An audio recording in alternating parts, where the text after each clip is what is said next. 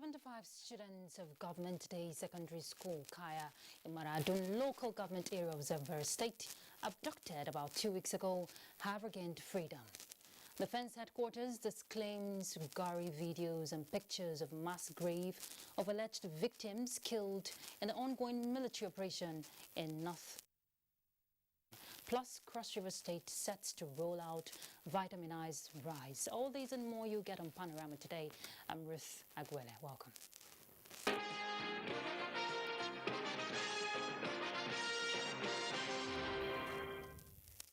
Begin with the latest update from Zamfara State. The 75 students of Government Day Secondary School, Kaya, in Maradun local government area of Zamfara State, abducted about 2 weeks ago, have eventually regained freedom. Now, the students and their 3 teachers were safely rescued and brought to Zamfara State Government House. Governor Bello Mohammed, who received the kidnapped victims, said their rescue followed a concerted effort by the security operatives and the State Task Force for Committee on Security. The governor said the shutdown of telecommunication services in the state paved the way for the successful operation, which led to the rescue of all the kidnapped victims unhurt. He reaffirmed government's determination to ensuring the safe rescue of all other persons still in captivity across the state soonest. Correspondent Jamilu Ibrahim reports that the rescued students and their teachers are expected to be medically examined and debriefed before they get reunited with their respective families. The Task Force Committee on the Enforcement of Security Measures being abducted by Zamfara State government has again succeeded in the arrest of 2 suspected bandits and 11 of their alleged collaborators in Bungudu local government area of the state. The feat followed an operation conducted by the committee in the area based on an intelligence report. Jamilu Ibrahim follows that for us again. Conducted by members of Zamfara State Task Force Committee on Peace Measures led by its chairman Abubakar Muhammad Dauran in Mongodo local government area of the state, followed an intelligence report. 11 suspected informants and 2 alleged bandits were arrested and 30 motorcycles recovered from them during the operation. Chairman of the Task Force Committee reiterated the commitment of the members to fish out all those sabotaging the ongoing effort to achieve lasting peace in Zamfara State for them to face the full wrath of the law. He appealed to people in the state to continue to support the committee and the security agencies with vital information on bandits and their collaborators for prompt action. This operation is based on intelligence report. When we have information from a reliable source, then we move on action. We call the police to follow us. We cannot come out and tell people that we are going to social place, but we are on it. And inshallah, we are going to succeed. The Task Force Committee later handed over the suspects and the exhibits to Zamfara State Police Command for further action. This brings to 23 the total number of suspected bandits, collaborators and informants arrested in Kaurnamuda and Bungudu local government areas of Zamfara State within 2 days. In Gusau, Jamilu Ibrahim, NTA News. In Katsina State, the State Police Command has arrested a fugitive bandit who has been on its wanted list while trying to escape from the state. Let's get the details from Dauda Mohammed.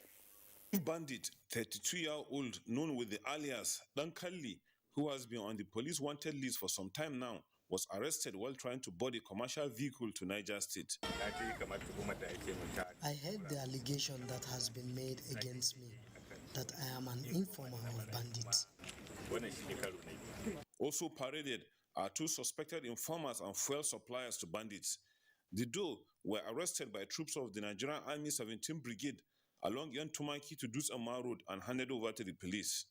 Also arrested are 17 suspects for contravening the security challenges containment order put in place by the state government to address insecurity in 12 frontline local government areas. Despite the law, the order made by the state government against taking of fuels, not only in drums, but even in jerry cans, and prohibiting even the selling of fuel in jerry cans.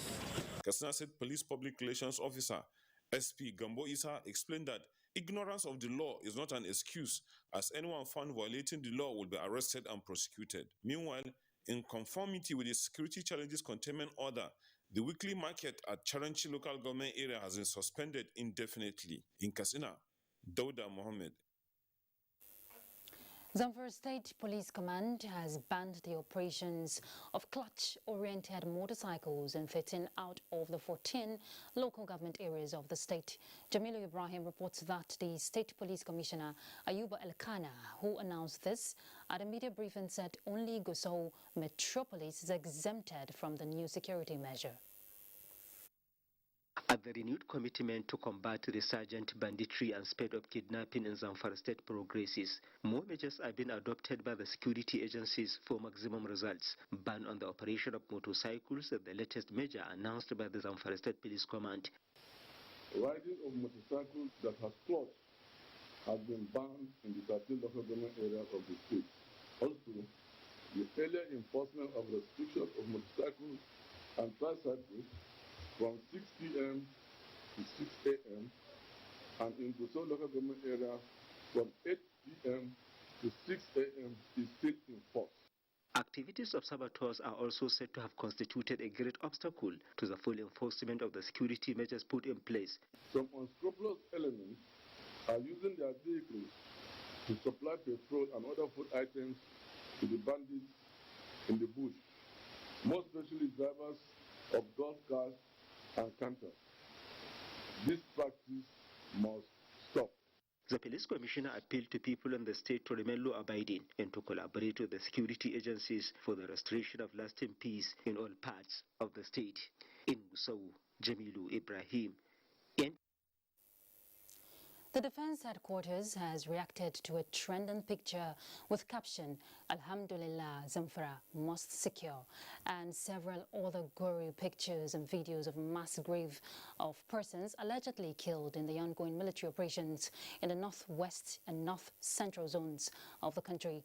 A statement by the Director of Defense Information, Major General Benjamin Sawyer, says the allegation is false and has no link with the operations being conducted by troops of the Armed Forces of Nigeria.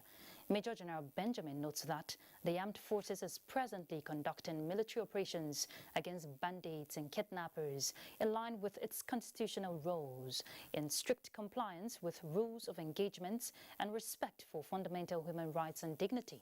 The viral pictures being circulated have nothing in common with the ongoing operations and urged the public to disregard the gory pictures, stressing that the armed forces will not rest on its oars or be distracted in carrying out the constitutional mandate of ensuring that the nation remains safe for law-abiding citizens. The Orlu sector commander of the proscribed indigenous people of Biafra, IPOB, Chidera Nnabuihe, also known as Dragon, has been killed in a gun battle with officers of the Imo State Police Command. A statement signed by the police public relations officer Michael Abatam indicates that the incident occurred when officers of the command tactical team acting on intelligence report raided major IPOB and Eastern Security Network camps in the state. According to the statement, the criminals, who were sighted in an uncompleted building, allegedly planning to resume terror attacks on government installations in the state, opened fire on the police operatives, who also returned fire, resulting in the death of 3 hoodlums, including Dragon. 1 hoodlum was arrested while others escaped with bullet wounds. Away from security matters, a lecturer with the Usman Danfodio University, Sokoto, Dr. Murtala Ahmed Rufai, has presented an expose on the origin, causes and enabling factors of banditry in the northwestern part of the country, identifying the role of politicians in fueling insecurity. Dalhatu Abdullahi reports that this was presented in a 40-page lecture titled I Am a Bandit at the 15th seminar series of the History Department of the university. The presentation was part of the 15th inaugural lecture at the History Department of Usman Danfodio University, Sokoto. The lecture contained first-hand information Dr. Murtala Ahmed Rufai gathered in developing his research during his interactions with bandits in the Zamfara state forests. Some of the issues that precipitated the current insecurity, banditry and other challenges include lack of access to education, veterinary services and animal feeds. The normal stipends they were getting from the politicians were no longer flowing. because the fact remains that the politicians are over with them, they are done with them, and they've actually compensated them appropriately. So since that life is there, they were enjoying it, they were used to it, they find it very difficult to swap to their formal and the traditional way of life while they were in the rural areas. Another deep-rooted factor the university don't observe was the social grievance from the perceived injustice among the pastoral communities. The genesis of the conflict to some extent again has to do with the issue of the farmer-herder conflict. Not in Zamfara alone, I am telling you, larger parts of northern Nigeria.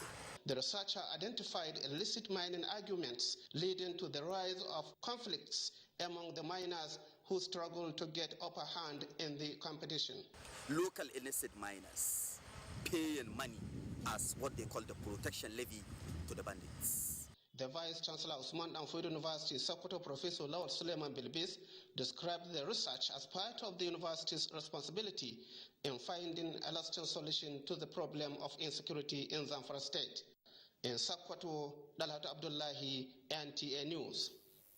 All right, let's take a break. We'll be back in a moment. Stay tuned.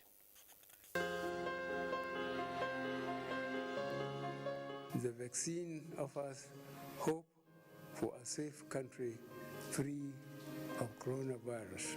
I urge all state governments, traditional and religious leaders to take the lead in the mobilization effort within their environment and spheres of influence. I similarly urge all eligible Nigerians to present themselves and be vaccinated in accordance with the order of priority already mapped out at the various authorized designated centers only.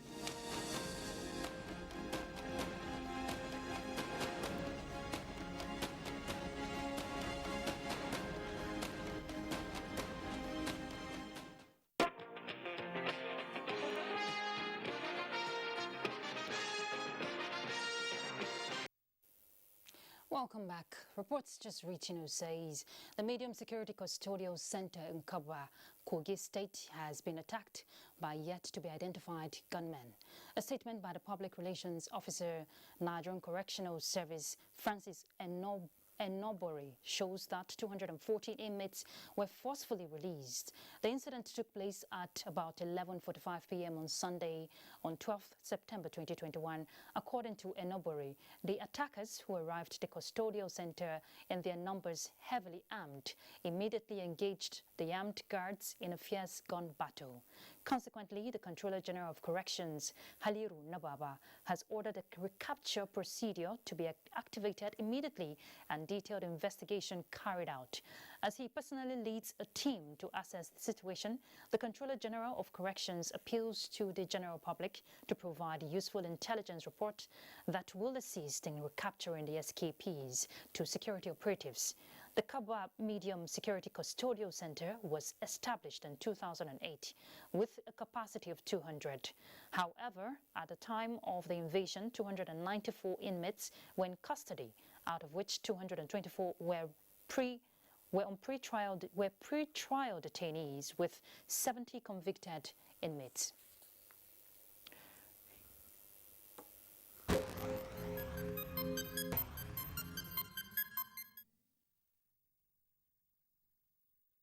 All right, let's bring you an update on COVID-19. 365 new cases of the virus and 8 deaths from the virus have been recorded in the country within the last 24 hours. This brings Nigeria's COVID-19 caseload to 199,151. The Nigeria Center for Disease Control statistics indicates that Lagos has 209 of the new cases, followed by Ondo with 88, FCT 31, Rivers 16, Ebonyi 11, Kaduna 6, Ekiti 3, while Plateau recorded 1 case. 186,418 treated cases have been discharged, while the death toll is now 2,598. The United Nations Children's Fund has organized a 2-day training in Kano for selected journalists across the country with the objective of using reportage and programming to advance the course of mitigating the ravaging COVID-19, with emphasis on reversing vaccine hesitancy among the populace. Oluseyi Adiagbo will tell us more. All viruses, including SARS-CoV-2, the virus that causes COVID-19, according to science, evolve over time. The mutation of COVID-19 to its latest, the Delta variant. This scientist, a senior lecturer at the Department of Pharmacology and Therapeutics, Bayero University, Kano, Dr. Murtala Jibril explains that Nigerians need to take advantage of the ongoing nationwide vaccination exercise to stop the virus from mutating again. Because with mutations, the effectiveness and the efficacy of the vaccines tend to reduce, but they are still effective even among the mutant strains. Dr. Murtala Jibril's presentation is one among others to educate these media practitioners selected from across the country to be better informed on the conspiracy theories about COVID-19 vaccine and ending fake news hampering the vaccination rollout in Nigeria. We're hoping that what we have done here today, journalists are able to go out and create demand for the vaccine. The learning and the experience from this meeting, one is comfortable to propagate and promote and advocate the idea of vaccination. The training is also providing participants stories, ideas that revolve around COVID-19 and vaccination exercise. Oluseyi Adiagbo, NTA News. The Nigerian Civil Aviation Authority, NCAA, has directed foreign airlines operating in the country to allow passengers traveling to Nigeria who are unable to show evidence of payment for the 7 COVID-19 PCR test or generate paid QR code or permit to fly or to board their flights. The granting of the temporary permit is due to the current difficulties being experienced by travelers to Nigeria in trying to fill their health and travel history into the country and into Nigeria's international travel portal, NITP. The Director General, NCAA, Captain Musa Nuhu, who granted this permission in a letter to all foreign airlines dated 11th September 2021, said the Presidential Steering Committee on COVID-19 has been notified of the challenges. He said such passengers will be required to make payment for the repeated Day 7 COVID-19 test at their destination airport in Nigeria. The Northeast Development Commission is raising the bar of recovery drive in the education sector of the 3 most insurgency-affected states with the commencement of the construction of first mega model school in Gashua Town, Yobe State. The school, which is one of the 3 to be constructed in each senatorial district of the state, is to complement ongoing efforts by Yobe State government in revitalizing basic and secondary education in post-insurgency era. Yunusa Suleiman reports. That was the president of the Senate, Ahmed Ibrahim Lawan, assisted by Governor Mai Malabuni, both represented alongside the managing director of the NEDC, Mohammed Gona Al-Kali, laying the foundation block for the upgrade of Government Secondary School Gashua to a standard mega school by the Northeast Development Commission. With a completion period of 12 months, the school is designed to have a library, science laboratories, students' hostels, blocks of classrooms, clinic, ICT and entrepreneur centers, among other facilities, to prepare prospective students in the area for a 21st century life. We have a lot of schools in the local government, but it's not enough to our children.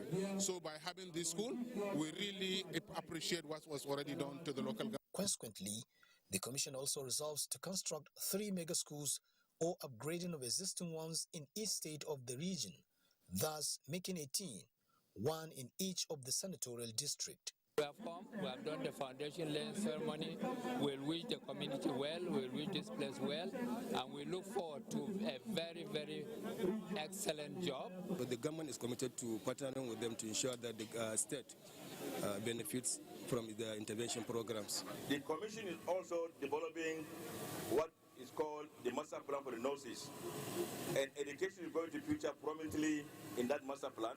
Aside from providing educational infrastructure, the management of the NEDC says under its Education Endowment Fund, it will be supporting teachers' training as well as curriculum upgrade, among others, in the benefiting states.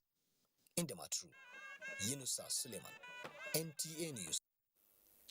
Nigerians, we hear, should be expecting vitamized rice on their tables coming from Cross River State. Governor Ben Ayade said this during a test run and pre-inauguration tour of the vitamized rice processing mill in Abuja. Paul Abel will tell us about it.